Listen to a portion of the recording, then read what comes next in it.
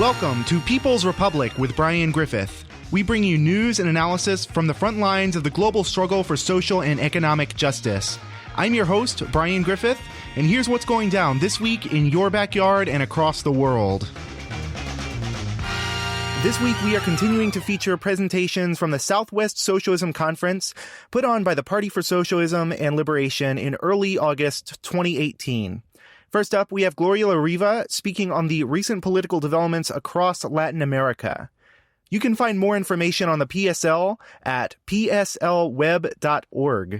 You can find all the speeches from the conference on Spreaker or SoundCloud by typing in People's Republic. Yeah, it's good to see you all, everybody here. I'm always glad to see the growing struggle in Albuquerque, being from here. It's still my hometown.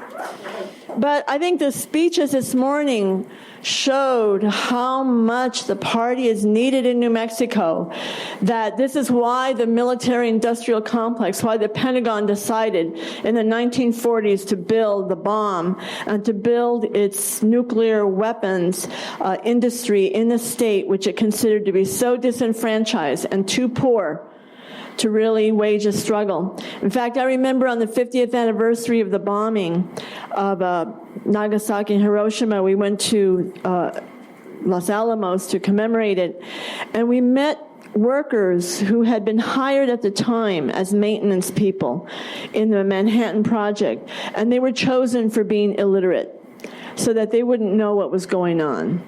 But so it's great to see, it's encouraging to see so many people involved here in Albuquerque and the whole Southwest. Latin America is not getting much attention in the news of the United States, except to portray the countries in progressive struggle, revolutionary struggle, as basket cases, deserving of U.S. intervention to rescue it, really to rescue the resources for the U.S. That's all you really hear about Venezuela and Nicaragua, blaming them for what the U.S. is really responsible for. But it's not possible to understand what's taken place in either of those two countries without looking at the developments and events of the last 10 years in Latin America, well, of course, before that, from 2009 to 2018. The decade before that, from 1999 to 2009, there was significant movement forward with the election of progressive presidents in several countries, starting with Hugo Chávez's election in Venezuela, which started the Bolivarian Revolution. He was elected in 1998, took office in 99. Evo Morales became president in Bolivia in 2005. Rafael Correa in Ecuador in 2006. Then Daniel Ortega in Nicaragua was later that year and reelected in 2009, actually 2011 and 2016. There were also the elections in that decade between 1999 and 2009 of Lula da Silva of the Workers' Party in Brazil and Nestor Kirchner and later his wife Cristina Fernandez in Argentina, which began in 2003. Those two were not socialist, but relatively progressive, and improve the conditions of the working class in their countries. And of course, there is Cuba's steadfastness in defending its revolution for so many years. All of this was taking place in the decade of the 2000s. There was so much progress. And yet now the people of Latin America are experiencing a serious and often violent setback in their countries, counter-revolutionary attacks. And the U.S. government is behind the fostering of that opposition. And of course, James from the Alliance for Global Justice from Arizona just talked about the crisis in Colombia. In recent months, U.S. officials are intensifying pressure on their allies in Latin America against those progressive governments. Former Secretary of State Rex Tillerson appealed to elements within the Bolivarian military to overthrow President Nicolás Maduro, and Trump has threatened military action.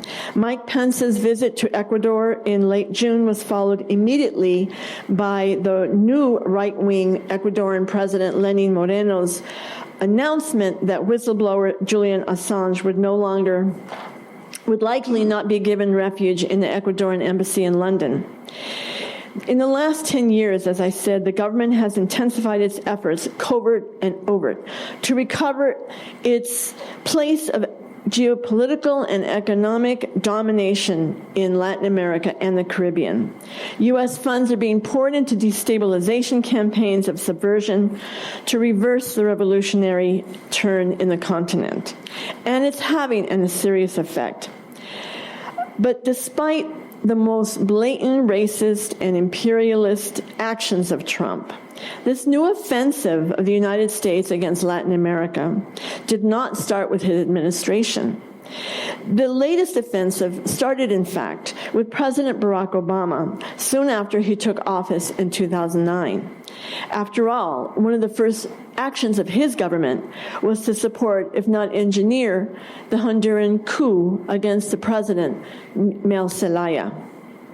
And of course, Hillary Clinton, being the Secretary of State, boasted in her book of her role in supporting the new coup government until her second edition, when she took that little part out to run for president. Of course, let's not forget, during Obama's first term, the destruction of Libya and the devastating war that began against Syria. The Democrats' role cannot be overlooked, as others have said, or ignored, because as the 2020 election cycle looms before us, even before the midterm elections of November, the progressive movement and working class will be told once again that the only way out of their crisis that we are facing, economic, social, political, is to put aside protests. Don't pressure the Democrats. Work all that you can in the next 2 years. Ignore history and support them to become the new party to rule. But the history of the U.S. and Latin America and the Caribbean, whether Democrat, Republican, has been of military coups, CIA plots to overthrow governments who did not have elections that turned out in its favor, assassinate leaders, all to back U.S. corporate and geopolitical interests. And it was Obama who clearly signaled this new tactical approach in U.S. strategy of domination when he was first campaigning for president in 2008. He gave his Latin America-themed speech in May 2008 in Miami, that city being the seat of the Latin American counter-revolution. In fact, he spoke before the Cuban American National Foundation, the notorious group founded under Reagan's term that was designed to strengthen the policy of strangling the Cuban economy. The foundation also received tens of millions of dollars in CIA funding to carry out terrorist attacks against Cuba. So here was Obama in Miami with this fascist group, and he announced a new approach to achieve the same goal. Here's a telling excerpt from his speech. He said, "Since the Bush administration's action launched a misguided war in Iraq, its policy in the Americas has been negligent toward our friends, ineffective with our adversaries, and incapable of advancing our interests in the region. No wonder, then, that demagogues like Hugo Chavez have stepped into the vacuum.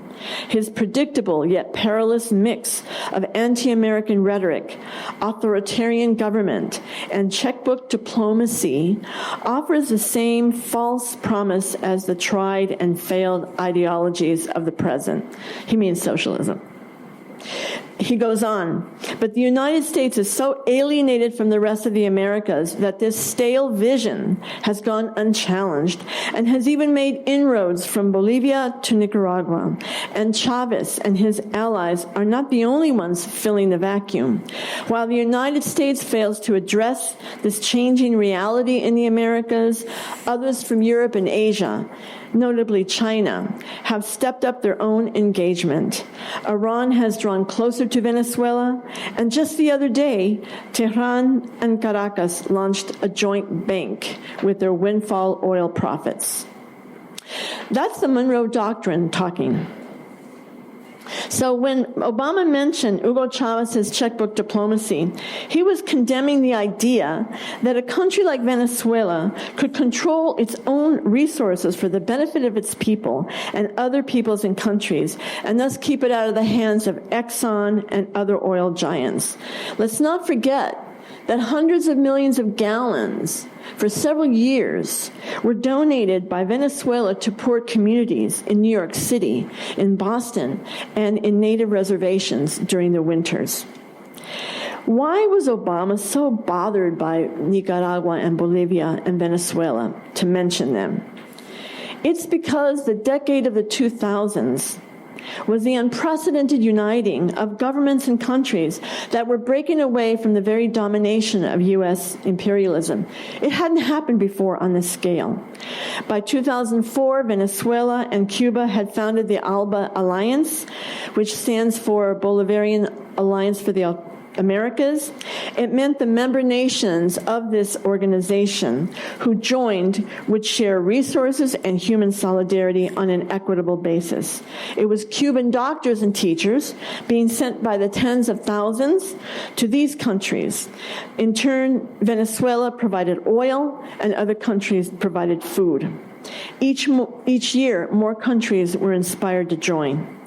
With Cuba and Venezuela as the beginning of this organization, in 2006, peoples of Latin America, fed up with cutbacks, poverty, neoliberal programs, responded by electing similar leftist candidates. In that year, Daniel Ortega, who had been a leader of the Nicaraguan 1979 revolution before it was devastated by a U.S. contra-war which killed more than 50,000 people, he was reelected in 2006 with 38% of the vote.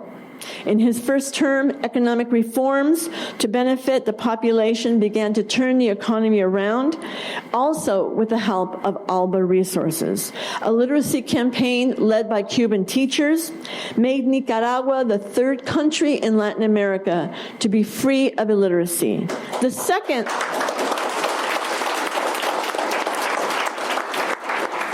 second was Venezuela, with the help of Cuban teachers, and the first was Cuba, of course, in 1961.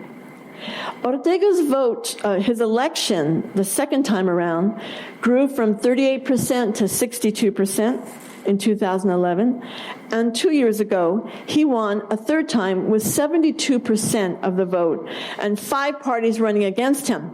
This is the country that the U.S. has targeted precisely for that reason.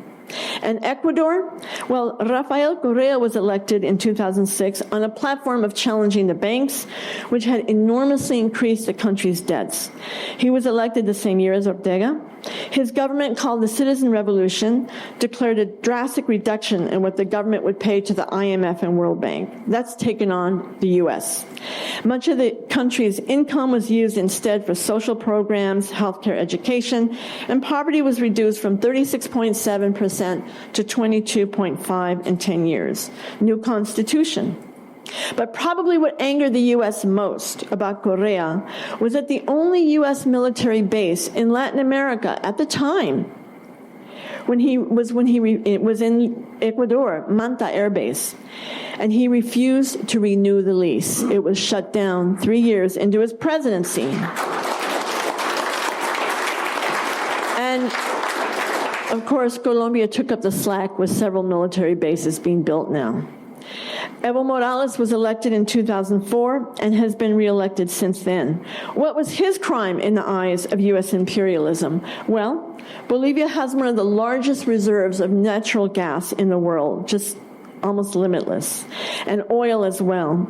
Before his presidency, the hydrocarbon corporations, mainly U.S., but European too, paid only 18% of the profits to the Bolivian state.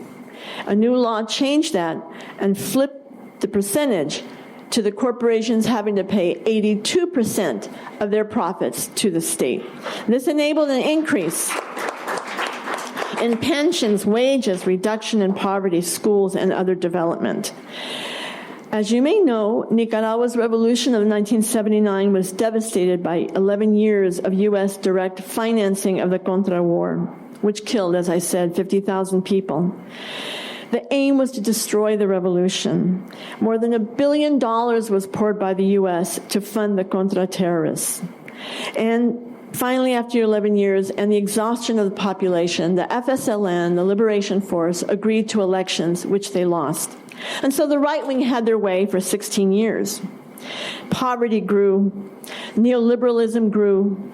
U.S. domination grew. This is why Daniel Ortega was elected 3 times recently. So what was the supposed reason for the latest outbreak of violence in Nicaragua, which has not happened in years?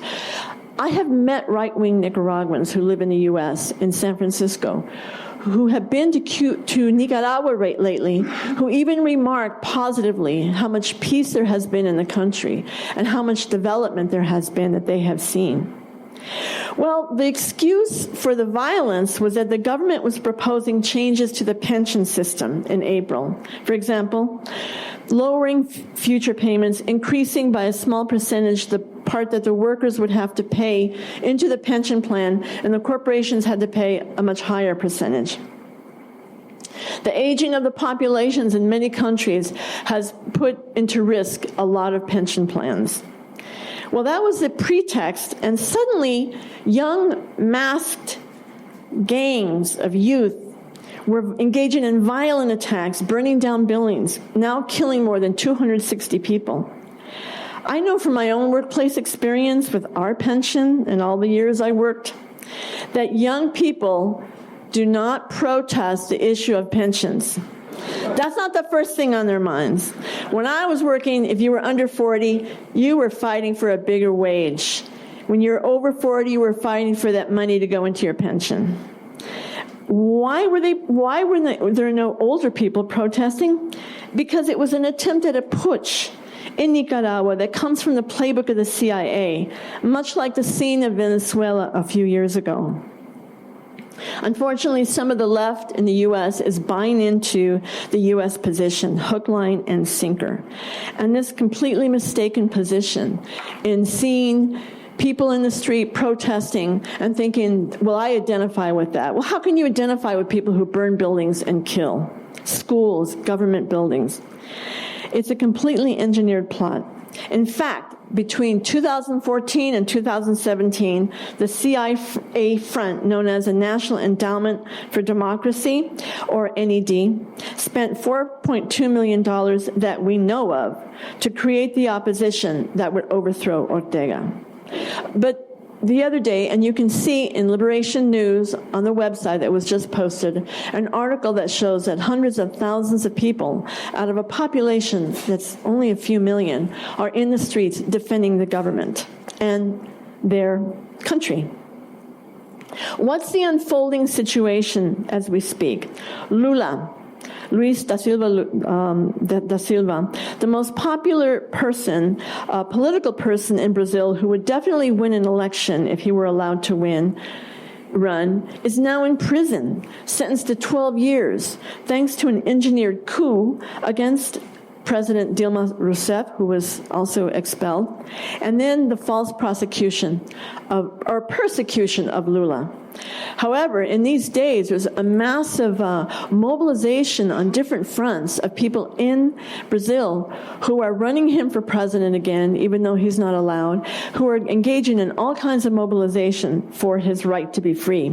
Rafael Correa, who I mentioned before, third-term president from 2007 to 2017, declared the international debt illegitimate, among other things, is now a hunted man. He's in Belgium, and with the right-wing government of this new president, Moreno, this judge has ordered his extradition from Belgium. She's asked for Interpol to arrest him and extradite him to Ecuador. The purpose of it is to prevent him from being a leader again in the country. And it's highly likely that U.S. Vice President Mike Pence issued the dictate for his arrest, since he visited Ecuador 4 days before that order. Both Ecuador and Nicaragua were members of ALBA, although Ecuador's future in that body is a question now. And also of note is that Honduras had joined ALBA soon after Mel Zelaya's election, even though he did not come in as a progressive. The movement of the people in Honduras in 2008 and 2009, gathering 1 million signatures demanding a constitutional reform, a new constituent assembly for a new constitution that would represent their needs, that was about to be on a non-binding referendum the very day he was overthrown. it's really remarkable when you look at this U.S. aggression against Venezuela that they have survived in the face of the U.S. corporate, imperialist, and Venezuelan right wing's aggression. The assassination attempts, the overthrow for 48 hours of Hugo Chavez, the oil sabotage, which almost destroyed the oil industry in 2002, and using international bodies to try to isolate Venezuela like they did in the Organization of American States. And by the way, the OAS, which is U.S. and Canadian dominated, it's an instrument of the United States against any progressive movement in the continent. It was countered in that same decade of progress by the formation of the ALBA countries of an entity called CELAC, the Community of Latin American and Caribbean States, which does not include the U.S. and Canada. That's a threat to the OAS, which the U.S. would not accept. But the more that U.S. tactics are failing, they will resort perhaps to the military route. And why we must be very, very aware of what's really going on, read our media, read the leftist media, to be clear on the fact that we oppose every U.S. imperialist and right-wing maneuver against these countries. Just when one could think that the days of coup, of all the murderous regimes that the U.S. backed and installed from Guatemala to Argentina to Chile to Brazil, the hundreds of thousands of people who've been killed since the 50s, the attempt to destroy the Cuban Revolution, the Bay of Pigs invasion, on and on, we could hope or think that those days would be past. But U.S. imperialism still exists, and there's not one country in the world that's left in peace that wants to develop independent of U.S. capital. And then there's Cuba. On January 1st, 1959, which will be the 60th anniversary this coming year, with dictator Batista's flight abroad, the complete repressive state of the police, army, the butchers, it collapsed overnight, and a new socialist state was replaced, allowing for workers' power to take place. First, the U.S. properties were expropriated, and then later, the completion by expropriation of the rest of private wealth. That's when, on April 16th, 1961, the socialist character was openly declared. But we always consider that the socialist revolution began on January 1, 1959. And it is amazing that Cuba has not only survived 55 years of severe, devastating blockade, terrorist attacks that have killed more than 3,400 Cubans, destroyed so much infrastructure that it continues to spread its internationalism around the world. We remember the days of 300,000 Cubans who volunteered to fight in Angola, to smash the South African apartheid regime army, to bring about, to help bring about the freedom from apartheid of the black South African masses who had fought for so many decades. The freedom, the independence of Namibia, which was possible because of Cuba's role. And the fact that universal and accessible and healthcare is available to everyone, free, and education, that you can get a PhD in Cuba without paying a penny. I just returned from Cuba 5 days ago with a delegation of 15 people, almost all being PSL members. And in Santiago de Cuba province that we were visiting, which has millions in population, the infant mortality rate for that whole province has gone down to 2.7 deaths of babies under 1 year per 1,000 births. That is remarkable. I don't know how many of you are aware of these numbers, but nationally it's 4, and in that province it's 2.7, and it keeps going down and down every year. In Washington, the average is 7. That's right. But in the black community, it's much higher, because it's an average of the whole population. Cuba is an organized plan, economy, and a socialist society. You've probably heard the news about the revision of the Constitution in recent days. I've had people call me alarmed saying, Gloria, we hear that there's going to be private property. There already is private property. It has been a process. It's very partial. It's a minimal amount, but it does exist. It's existed since 1993 with the economic changes that Cuba had to engage in, including foreign investment, the allowance of small businesses, of the Cubans, tourism, all these things that were needed to survive the collapse of the Soviet Union, its main trading partner.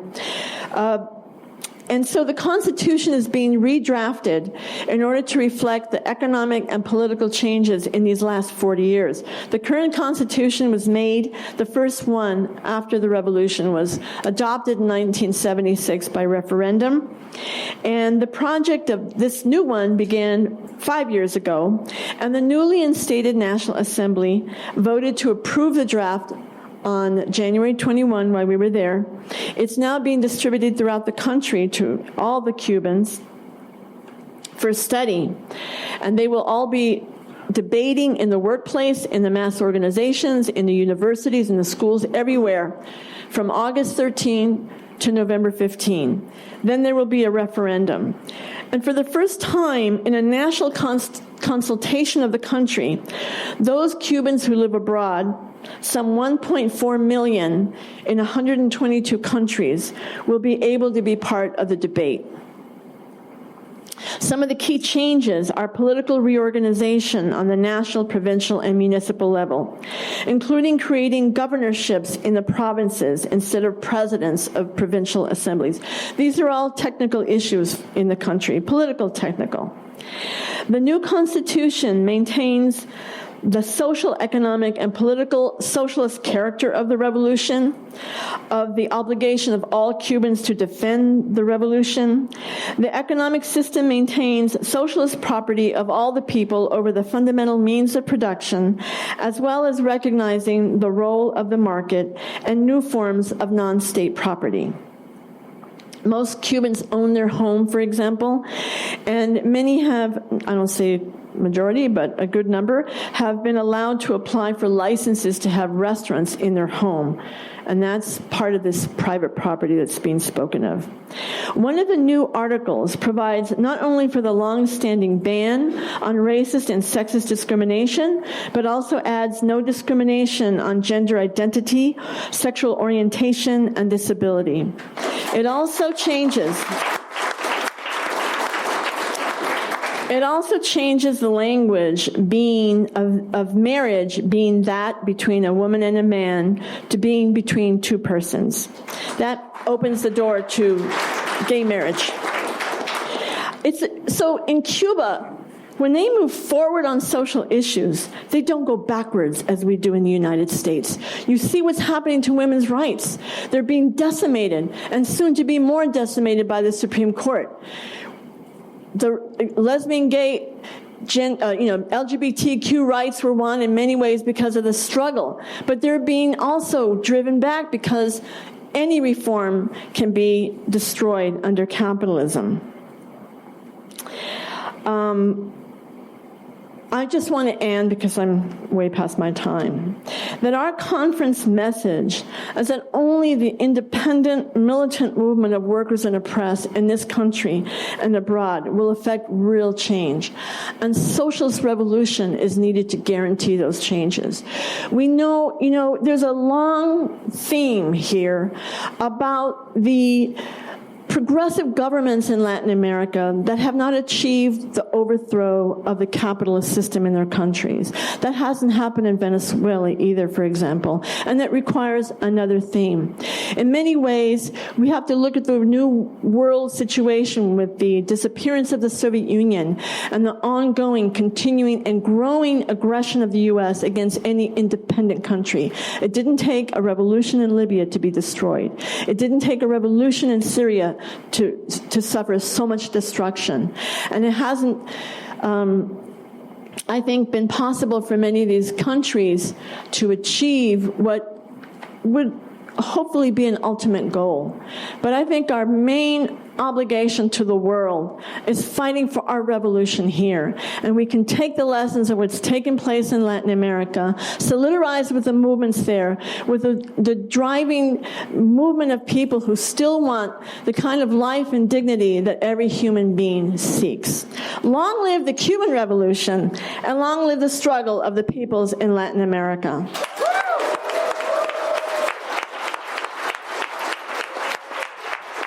That was Gloria La Riva speaking on the political situation developing throughout Latin America in 2018.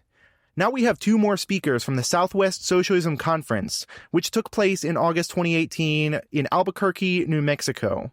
You can find all the presentations from the conference on SoundCloud and Spreaker by typing in People's Republic. Yate Marcus Neljanisha, Maidash Gijni Nishle, Ushia Bashishti, Toba and Dashache, Bitachni Dashanella. Hello, my name is Marcus Nels. I am from rural New Mexico. I belong to the Navajo Nation in the Southwest. I grew up in a border town next to the Zuni Pueblo and Navajo reservations. New Mexico's Navajo reservation came into existence when the people who were returning from the long walk decided to stay rather than continued back to the desert allotment in Arizona, where the main reservation was allotted by the U.S. Cavalry.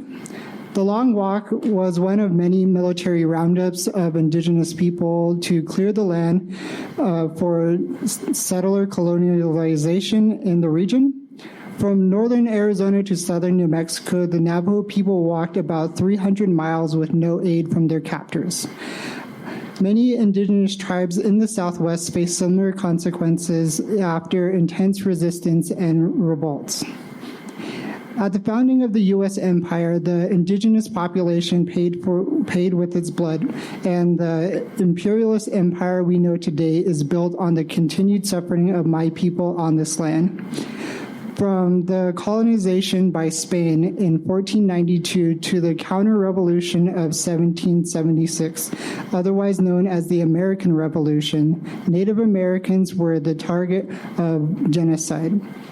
From 1776 to 1865, slavery and land dispossession of Native and Black people created the basis for the formation of the United States, all of which was justified by the colonizers using the racist doctrine of manifest destiny.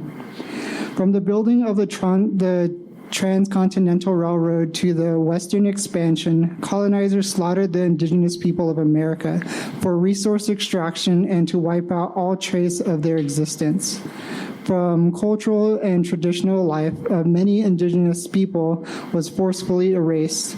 The Canadian government used residential schools, like the U.S. boarding school, to separate children from families, suppress indigenous languages, violently assimilate Native populations. For over 500 years, the United States has been at war with the indigenous people of America. In 2016, American Indians and Alaskan Natives were recorded at being 26.6% impoverished, which is the highest of any race group in the United States. As consequence, many indigenous people on and off the reservation continue to struggle with addiction, which we must understand is a symptom of the ongoing national oppression. Contrary to popular belief, majority of Native people are increasingly a part of urban working class and live in cities due to lack of jobs and higher education opportunities on the reservations. Native American reservations are being forced to sell their mineral rights and underground resources to major corporations in order to stay afloat in a failing capitalist economy. Many tribal governments has tossed aside their own interests of their own communities in order to make a quick buck in a capitalist society. On reservations, oil and mining companies have extracted vast amounts of resources while only paying a small fraction of the profits back to the people living in those areas. Those major mining and extraction companies have never compensated communities for the devastating detriments of the health of communities and the integrity of the land. Uranium mining has been a staple of stable of wealth for the military-industrial complex for many years in New Mexico. Multiple Pueblo tribes and Navajo people were unknowingly exposed to dangerous amounts of radiation from dust sediments and water contamination. The most outrageous catastrophe that has happened in the Southwest is the Redwater Pond uranium spill near Church Rock, New Mexico in 1979. This is the greatest high-level uranium radioactive spill in the country's history and the third largest in the world after Chernobyl and Fukushima. On many reservations across North America, indigenous tribes have been forced into similar circumstances. In 2016, the struggle against the Dakota Access Pipeline in South Dakota was an eruption from many years of continued oppression. No DAPL was the second largest movement of modern Native American history that united many Native tribes and other communities across the United States. The U.S. government continues to not uphold land treaties and allows corporations to do as they please, resulting in environmental catastrophes. The United States government does not recognize the self-determination of Native nations. In the history of Native resistance, AIM, the American Indian Movement, was founded in 1968 as a revival of spiritual traditions and political struggle. AIM created the first Indian urban-based healthcare system in the United States. They also led a march on Washington, D.C. to occupy the Bureau of Indian Affairs during the Nixon administration and held a 71-day occupation of Wounded Knee against U.S. armed forces to end corruption in both the BIA and tribal governments. Both AIM and No DAPL sparked a political awareness in many Native communities, showing that resistance has always been a very strong core of indigenous culture in America. Violence by the U.S. government has not only been unleashed upon indigenous and Black people here, but also abroad. After years of experience in homegrown terrorism, the U.S. military started expanding its terror into South America, Asia, and Africa. After World War II, the United States flexed its power in a war-torn world by seizing old imperialist control of oppressed and colonized nations. Much like the indigenous population in America, third world countries continue to resist U.S. imperialism. A common thread has been woven into oppressed people of the world. The horrific experiences shared together has created the basis for multinational unity for the creation of a better society, a socialist society. Socialism calls for the end to this imperialist system that continues to oppress indigenous people across the world. Socialism calls for an end to mining and extraction on native lands and seizing the assets that these companies use for cleanup. Socialism calls for the end of poverty, for basic human necessities to be met for all people. Only socialism can begin to address the centuries of injustices and damages caused to the Native nations in a tangible way. Socialism calls for political, economical, and cultural independence for Native nations. Socialism would mean self-determination and sovereignty for Native nations and all oppressed nations. This is why I fight for socialism. This is why I'm a socialist. Thank you.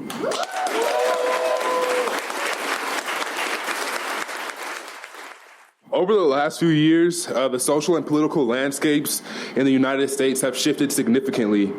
Working class people all over the country are publicly making their stances known on pressing regional, national, and global issues. The growth of mass movements and protests in the streets in cities all over the country is the manifestation of this rise of consciousness amongst the masses. One of the most polarizing and well-known movements in recent memory is the Black Lives Matter movement, whose main objectives were criminal justice reform, ending police brutality, and stopping racist policing practices in Black communities. The other movement that has galvanized activists and gained national attention is the immigrant rights movement. From DACA to TPS, there are a myriad of issues that have caused workers in the immigrant community and their allies to rise up out of the shadows to fight against oppression and for full rights as U.S. citizens. For the past few months, deportations and family separations at the U.S.-Mexico border have dominated headlines and news cycles. ICE agents are literally snatching children from their parents' arms, and parents are forced to watch their children be taken away from them with no remorse. These children are being held in cages under inhumane conditions that no human should have to endure, especially children. Infants as young as 53 weeks old who have been taken away from their parents are being forced to face a judge alone to find out if they'll be deported with their families or not. This is not an isolated incident either. Over 2,000 children have been taken from their families or from their parents over the span of 6 weeks. This isn't a new policy implemented by the Trump administration either. According to Reuters, in 1985, a case was brought against the federal government on behalf of 15-year-old Jenny L. Flores. Flores had fled her country's civil war in El Salvador. And before she was arrested in Southern California. Flores was held at a detention facility in Pasadena, California for 2 months, where she was forced to be around adult strangers and was subjected to regular strip searches. About a year before Flores' arrest, Harold Dizelle, the regional INS commissioner, had toughened the regulations regarding releasing minors so that they could only be released to parents or legal guardians. This resulted in children being detained for lengthy periods of time. And because of Flores' lawsuit, though, a settlement was reached in 1997 that set standards for humane treatment of children in detention and ordered their prompt release in most cases. However, child removal is a central facet of most of the U.S.'s colonial and racist policies dating back hundreds of years. As the struggles of the Black Lives Matter and immigrant rights movements have continued forward, there has been some discord regarding each movement's own concerns and objectives. As someone who was once a member of the Black Lives Matter network, I can only speak about what I've heard from my fellow organizers and friends. When the immigration question is raised, there's a good chance that you'll hear the immigration problem doesn't just concern us, or Mexicans can be just as racist as white people. Why should we do anything for them? I could go on and on. However, all of these reasons for why Black people should not stand in solidarity with our Latinx brothers and sisters are just not good enough. When lives are at stake, especially the lives of children, there needs to be an urgency to stop this practice regardless of who you are. If not for the simple fact that the ruling class has been separating Black families since 1619, when the first slaves set foot in America in Jamestown, Virginia, we should stand in solidarity with the undocumented community because there are Black immigrants too.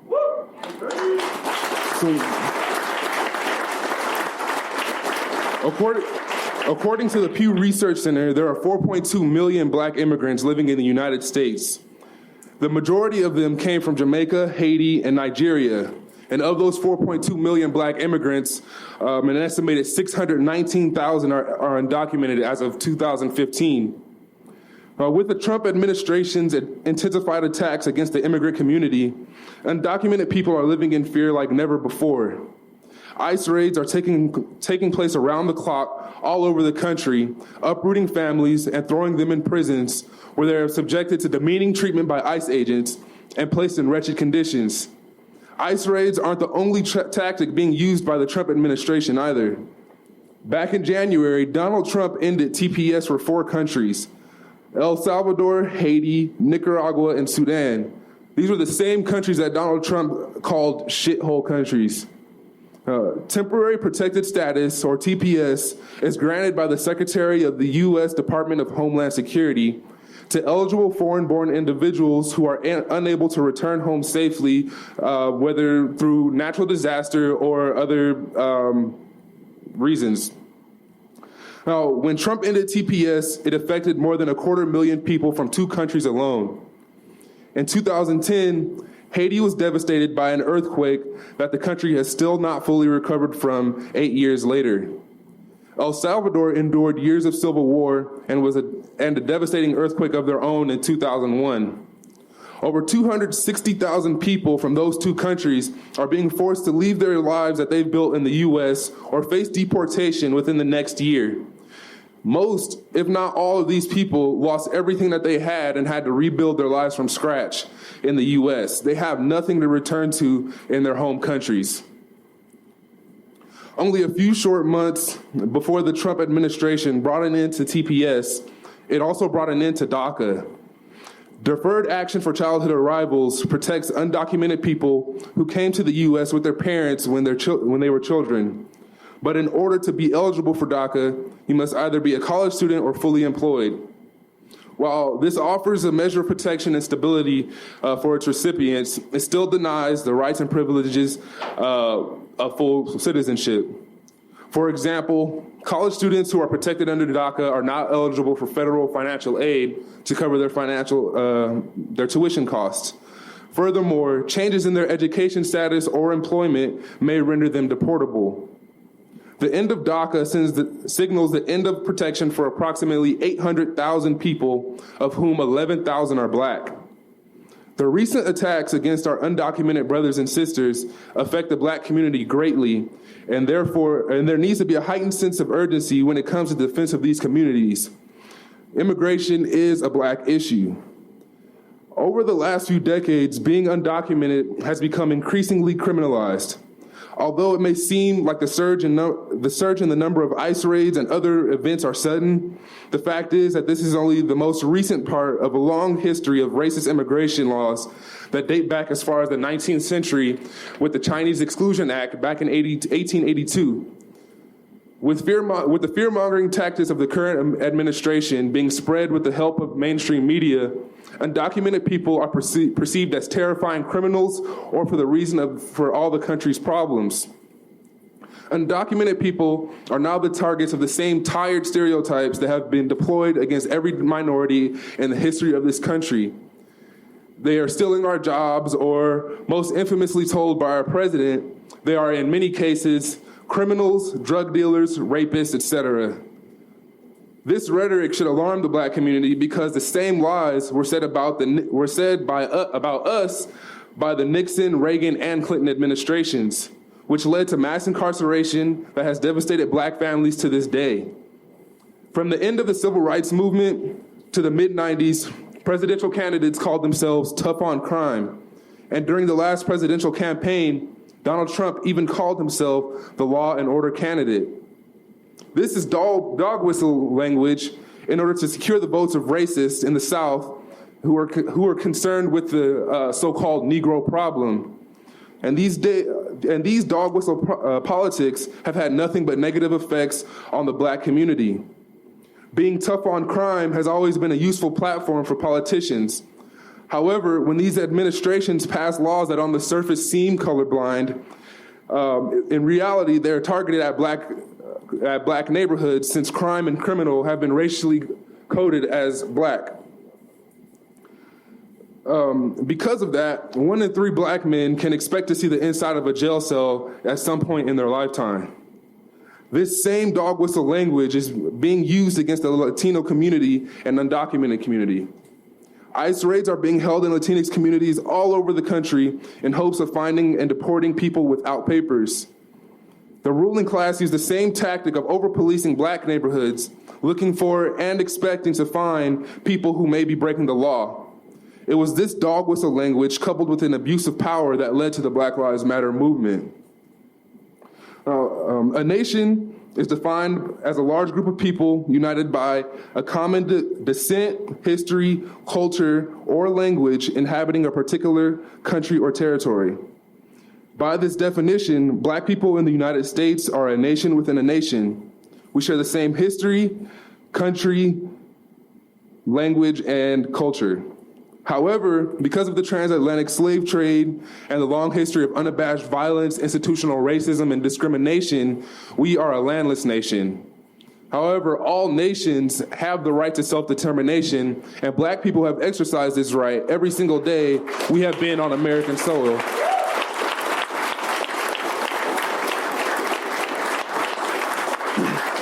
Black people have resisted in a number of ways, from the time of slavery to the current time of mass incarceration.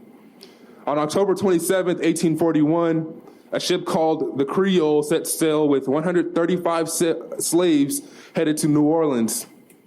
During the trip, 14 men unshackled themselves, waited for the right time to attack, and overcame the captain and crew. Madison Washington, the leader of the attack, then commandeered the ship into British waters where slavery had been abolished, and they were then escorted to Nassau, New Providence, and set free.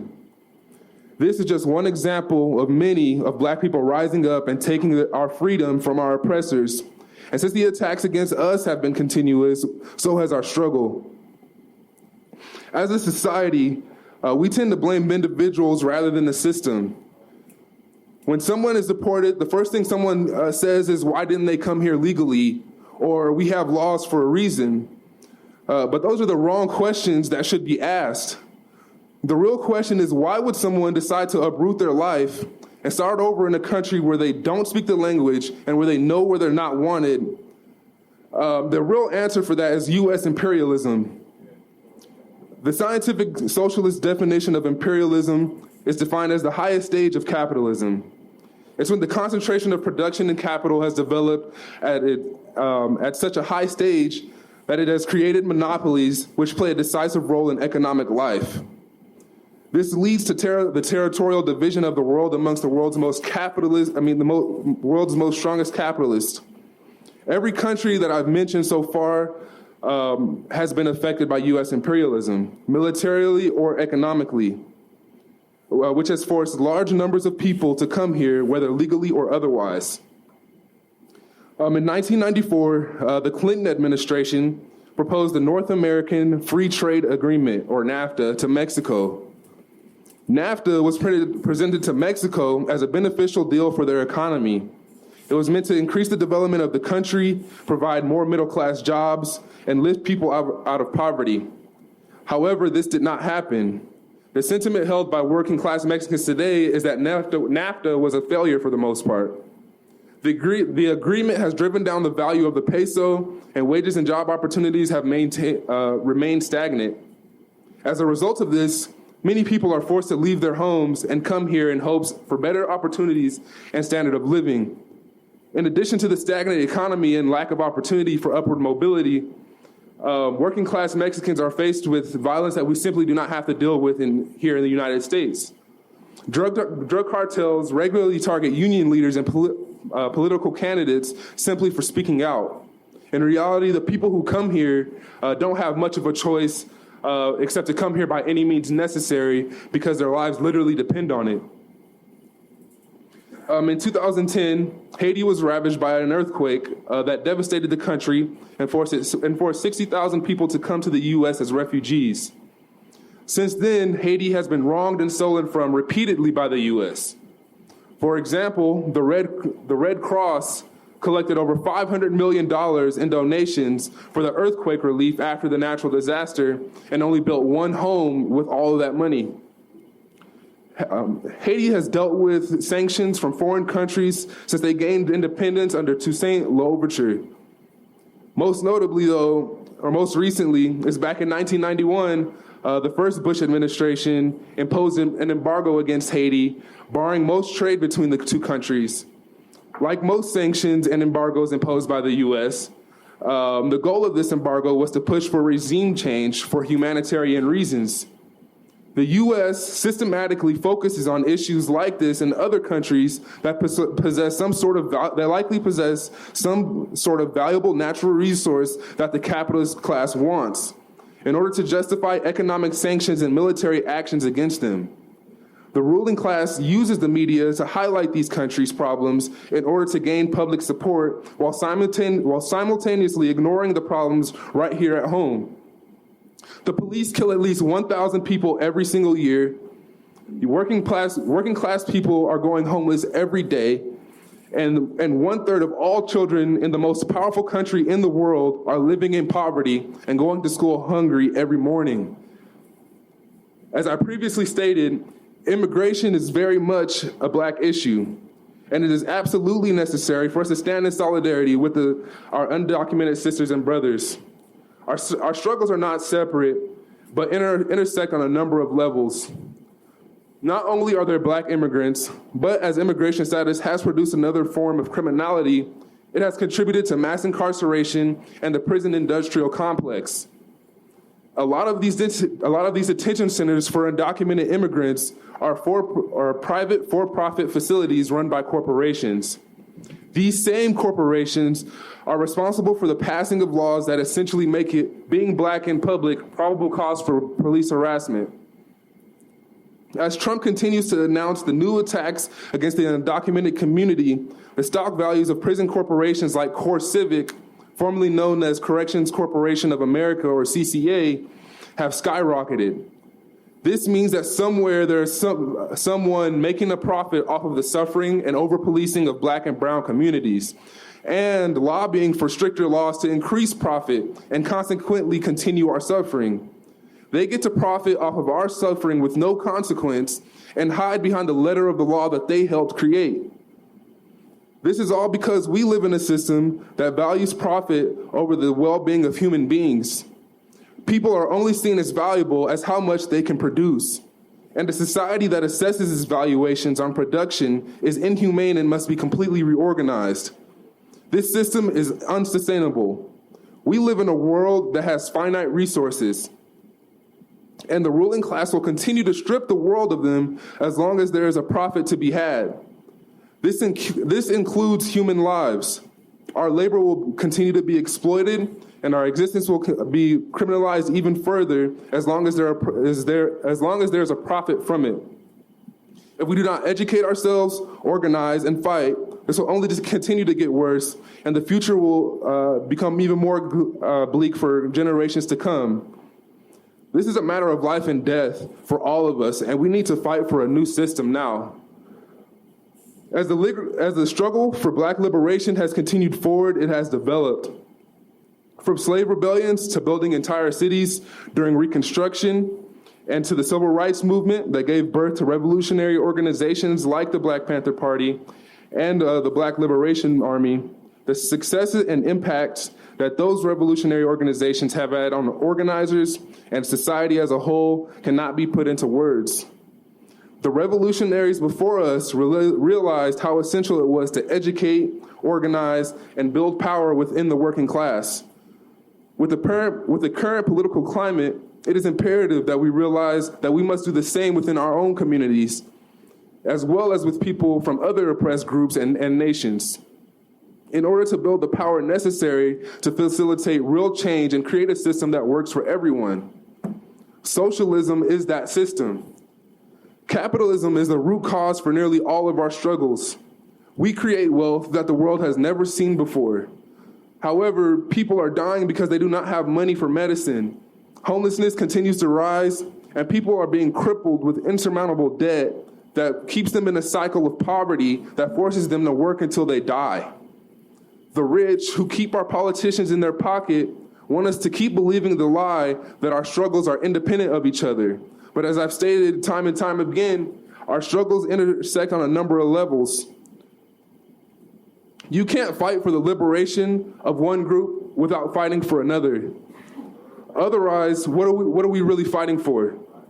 We need to stand together and realize that our true oppressors is the 1%, and take back what belongs to us through multinational unity and solidarity.